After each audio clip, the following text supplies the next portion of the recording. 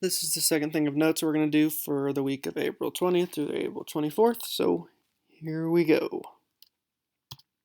All right, so here are some more things about the 60s. So these are somewhat notable 1960s events. So in January 1964 is the first time that a national report comes out, and it says that smoking is bad for your health.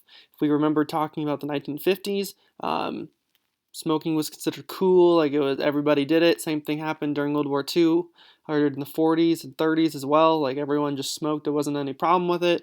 And then 1964 is when we start to see the whole push for don't smoke, it's not a good thing. The next year, in 1965, a law is passed saying that health warnings need to go on packages of cigarettes. So it has to be like, oh, if you're gonna smoke cigarettes, you should know that it could cause blank this, and this. So that way people would refrain from smoking cigarettes. Let's see.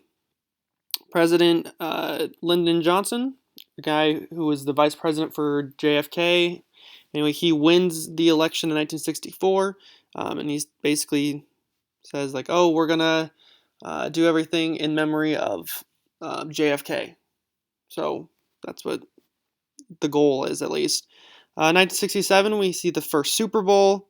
Robert Kennedy, who is JFK's brother, is going to run for president as a Democrat. And when he's in California, after he just won the state of California in the primaries, he is assassinated in 1968, just prior to the election. A few months before. A lot of people think that he was a good front runner to win the Democratic nominee. Well, anyway, Robert Kennedy was assassinated in 1968, so that allowed Richard Nixon to win the 1968 election. Remember, he was the person that JFK ran against in 1960, so he ran again in 1968 and won the election. And then the next thing I have up there is that Sesame Street is broadcast for the first time on PBS in 1969. So some pretty notable 1960s events. We're going to talk about Vietnam, and we're going to talk about civil rights after this week. So just a heads up that no, I'm not intentionally skipping those events, and we're just going to cover them a little bit isolated stuff going on. So yeah. So here we're going to talk about 1960s culture. All right, so from the 60s, some notable things were that we get color TV. Color TV does arrive in the 1960s. Another fun fact is that TVs in general are in 95% of homes by the end of the decade. So by 1969, most, if almost every American home has a TV in it. If you remember correctly, from the 1930s and the 1940s, we see the radio being the main form of entertainment for people at home, and now TVs are starting to become more and more popular. A very famous book from the 1960s is To Kill a Mockingbird. I think you guys would have read that back freshman year, I think. At least I read it my freshman year in high school, so I'm pretty sure you guys would too.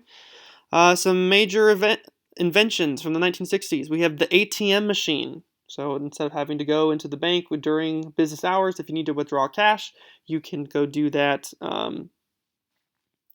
after hours if need to. AstroTurf. So AstroTurf is like the beginning stages, or just in general turf fields. So if you ever see like Nebraska's football field, that is turf. This is when we start to see the beginning of turf in general for like sports facilities in general, things like that. The Etch-a-Sketch, so like if you see that right here, the Etch-a-Sketch is a big popular thing that comes out in the 1960s. We have the Astro lamp, but no one actually really calls it now. We call it the lava lamp. So the lava lamp comes from the 1960s. And another thing that may seem like we've always had this, smoke detectors did not always used to be in the home. So originally they were just put in, they were really large units, and they were only used in like businesses and stuff like that. So it became normal for smoke detectors to get put into homes to keep them from burning down. Probably a good thing, right? One would think. All right, music of the 60s. The most popular kind of music in the 60s was rock and roll. Again, it's not the same as rock and roll that we know today, but it's still pretty popular, and it was the big important thing of the time. And there's different types of rock and roll, um, like different uh, variations, different like backgrounds and stuff like that. So some of the famous artists of the 1960s, you have the Beatles. If you haven't heard the Beatles, I worry about you a little bit. And again, the list I'm going to give you of popular artists is not every single like the only these are the only important ones. No, there's way more. I just can't list them all. These might just be ones that you've heard of before, though. It's the Beatles, Bob Dylan, the Rolling Stones, Led Zeppelin, the Beach Boys, Janis Joplin, Elvis were pretty big into rock and roll. And then for other popular artists of the 60s, again, this is not just rock and roll, but other ones that are popular are Frank Sinatra, Johnny Cash, Loretta Lynn, Merle Haggard, uh, Louis Armstrong, The Temptations, and the Supremes. So I think you may have heard of some of these before. At least I hope you have. Um, and you're like, oh, Mr. Stern, that music is so old. Well, you're right. It's almost gonna be like 60 years old here, pretty dang soon. For some, at least some of the music is. If it came out in early 2020, or 1960, sorry, it'll be 60 in 2020. Anyway, um, so I hope you've heard of some of these if you haven't before, or maybe you're like, oh, I think I've seen the name, but I don't remember what they sing. Look them up. You'll be like, ah, yes, I've heard of them before. Like their songs. Or maybe you're like, oh, yes, don't like the song. I don't know. But if you have time, take a break from homework and look up some of these artists if you want. All right, some famous movies from the 1960s. We have Sound of Music. We have West Side Story, The Jungle Book, 101 Dalmatians, Mary Poppins. This is where we start to see Western movies start to become really popular. And then we also have Romeo and Juliet. And by Romeo and Juliet, I mean this version, the one up here, not the one. I don't know if you guys watched this version of Miss Haddon's class freshman year, but this version. I know this is the version we watched in my English class back in high school. So I've heard it's pretty good, but well, I heard it is really good, but I've heard the other versions aren't too bad either, like the one with Leo DiCaprio and then the most recent one as well. All right, now we're going to talk about the hippies, the hippie movement. All right, so there's this kind of hippie culture that we have in the 1960s. It's a big youth movement for the most part. A lot of high school and college students are involved in this. And it really kind of started back in the early 60s in San Francisco on the West Coast. San Francisco is just kind of known for being like a very uh, liberal, just open, accepting city for things that are different from mainstream, like America, essentially. So part of hippie culture, they listen to psychedelic rock. They have this whole like free love movement. Like people are like love yourself and love others as you know that kind of thing. Um, Also with hippie culture, we see a lot of quote drug use. So we see a lot of people smoking marijuana, people using LSD. Again, love yourself, make yourself feel good, like that kind of like mindset. Uh, and a lot of these again are going against like the mainstream American way. So these are yeah, just this happened. So the kind of hippie look. There's a lot of different things that you can have to be considered hippie. So for instance, with hair, oftentimes people wouldn't cut it. It'd be long. They'd make sure that it's straight for the most part. Um, Oftentimes, a lot of the men would have uh, lots of facial hair. There's have big giant beards. If you had an afro, you let it get as big as possible. The bigger, the better, because little afros are kind of like, oh, that's cute, but big afros are like, whoa, that's so cool, man. Let's see, clothes. Bell bottom jeans, and you're like, what the heck are bell bottom jeans? They're jeans that are really wide at the bottom. Sometimes people would rip off the seam and put like little pieces of fabric in between to make the um, bottom a lot bigger. So it just looked cooler. T-shirts, tie-dye became really popular. This is where we start to see the rise of tie-dye. Fringed vest, if you don't know what that is, look that up. You'll be like, oh, okay, that makes sense.